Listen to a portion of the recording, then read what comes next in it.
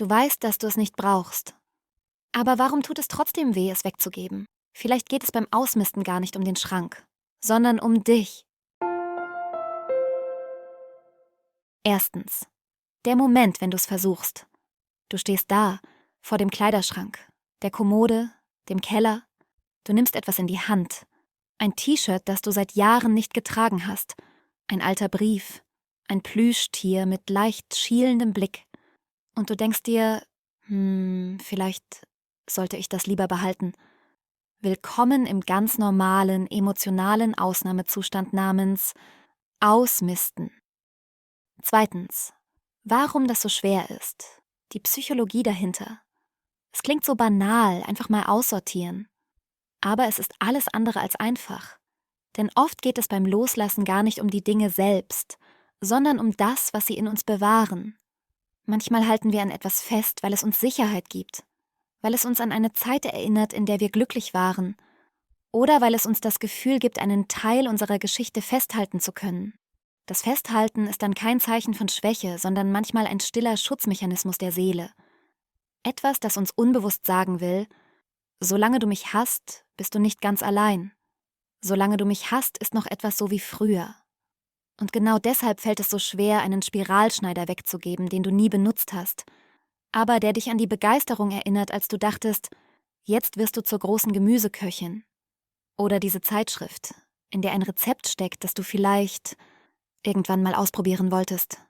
Oder das T-Shirt von 2007, das dich an eine Zeit erinnert, in der du dich noch ein bisschen mehr wie du selbst gefühlt hast.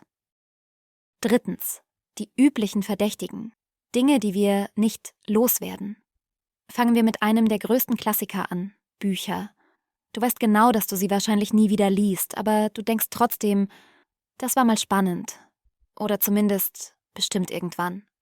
Bücher geben uns das Gefühl von Tiefe, Wissen, Identität. Sie stehen im Regal wie kleine Ausrufezeichen. Ich bin jemand, der liest. Nur, liest du sie wirklich nochmal? Frag dich, würde ich es heute noch einmal kaufen? Wenn nicht, darf es gehen. Behalte deine Lieblingsstücke, die Bücher, bei denen du lächelst, wenn du sie anschaust. Und der Rest? Der darf raus. Vielleicht freut sich jemand anderes darüber, im Bücherschrank um die Ecke, im Flohmarktregal oder in der Bibliothek.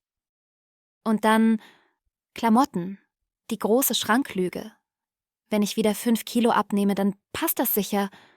Nur, passiert das wirklich? Oder sitzt da nur eine stille Hoffnung im Kleiderbügel, die dir jedes Mal einen Stich gibt?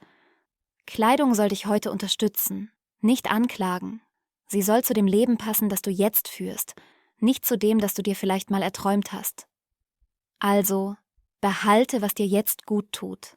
Und spende gut erhaltene Kleidung. Sie kann jemandem jetzt dienen, nicht erst irgendwann. Ein besonders nostalgischer Fall. Alte CDs, Kassetten oder DVDs. Ach, das war mein Teenie-Soundtrack. Meine erste große Liebe in 12 Tracks. Und klar, das berührt etwas. Aber ganz ehrlich, hörst du's noch? Wenn es dir wirklich wichtig ist, digitalisieren. Lieblingslieder, Hörspiele, alte Aufnahmen, hol sie dir auf den Rechner. Und Sammlerstücke?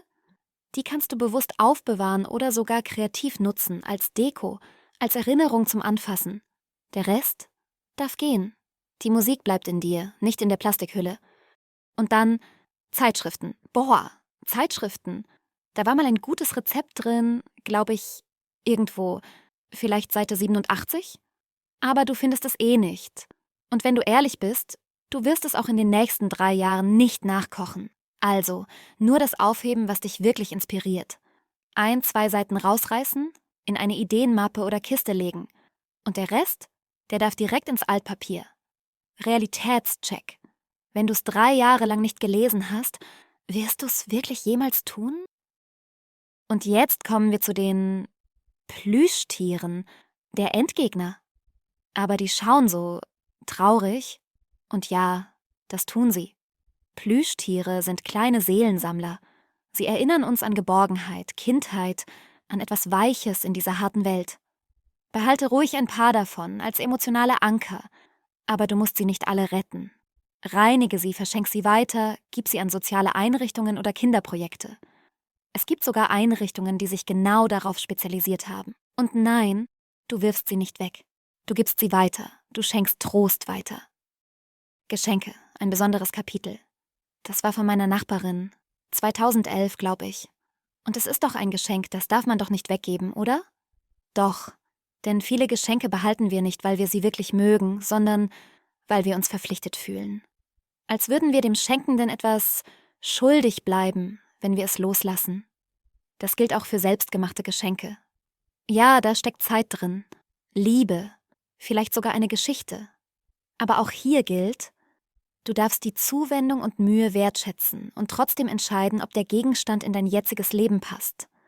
Ein Geschenk ist eine Geste, eine Aufmerksamkeit, kein lebenslanger Vertrag. Und Wertschätzung heißt nicht, dass es für immer bei dir bleiben muss. Und dann ist da noch der Kabelsalat. Irgendwas lädt das bestimmt noch irgendwann. Ein Ladekabel von 2007, 2 USB-Sticks, deren Passwort du nicht mehr kennst, und ein Adapter für ein Gerät, das längst im Elektrohimmel ist. Tipp: Alles in eine Kiste. Eine einzige. Notfalls googeln, welches Gerät dazugehört. Und dann, was du in 6 Monaten nicht brauchst, brauchst du nie. Ab damit zur E-Schrottsammelstelle. Und tschüss. Und zum Schluss noch ein besonders hartnäckiger Fall. Dinge, die mal teuer waren. Das hat 89 € gekostet. Das kann ich doch nicht einfach weggeben. Doch, kannst du. Denn das Geld ist längst weg. Und es kommt nicht zurück, nur weil du den Gegenstand behältst. Im Gegenteil. Jeder Tag, den er bei dir bleibt, kostet dich etwas. Platz in deinem Zuhause, Energie in deinem Kopf, vielleicht sogar ein leises, schlechtes Gewissen. Darum, dreh den Gedanken um. Frag nicht nur, was ist es noch wert? Sondern vor allem, was kostet es mich, es zu behalten? Manchmal ist diese Antwort der größte Befreiungsschritt.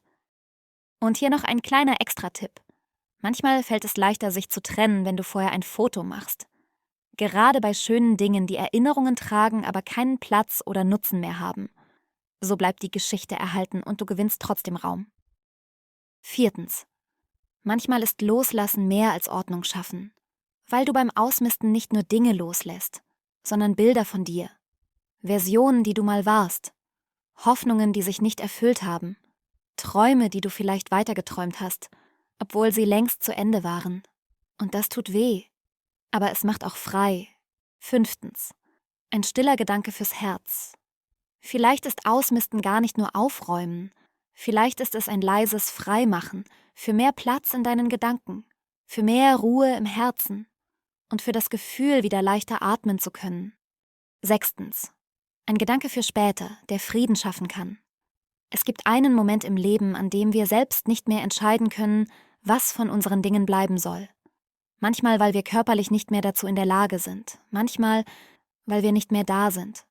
Und dann sind andere es, die durch unsere Schränke und Kisten gehen, nicht aus Neugier, sondern weil es getan werden muss. Natürlich hat vieles, was wir besitzen, einen emotionalen Wert. Für uns. Für andere ist dieser Wert oft unsichtbar. Sie sehen nur den Gegenstand, nicht die Geschichte dahinter. Und genau das macht es für die Hinterbliebenen so schwer. Sie müssen entscheiden, was bleibt und was gehen darf, ohne die Verbindung zu kennen, die wir einmal hatten. Manchmal ist Ausmisten deshalb nicht nur eine Sache für uns selbst. Manchmal ist es ein stiller Liebesdienst an die Menschen, die uns wichtig sind. 7. Loslassen heißt nicht immer wegwerfen. Loslassen kann auch heißen, jemand anderem eine Freude zu machen. Vielleicht in einem Sozialkaufhaus in deiner Stadt. Oder in einem Gib- und Nimm-Laden, wo Dinge ein zweites Leben bekommen.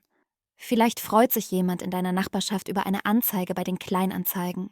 Kleidung kann in Kleiderkammern gebraucht werden, Bücher in Bücherschränken. Und sogar Tierheime freuen sich über alte Decken oder Handtücher.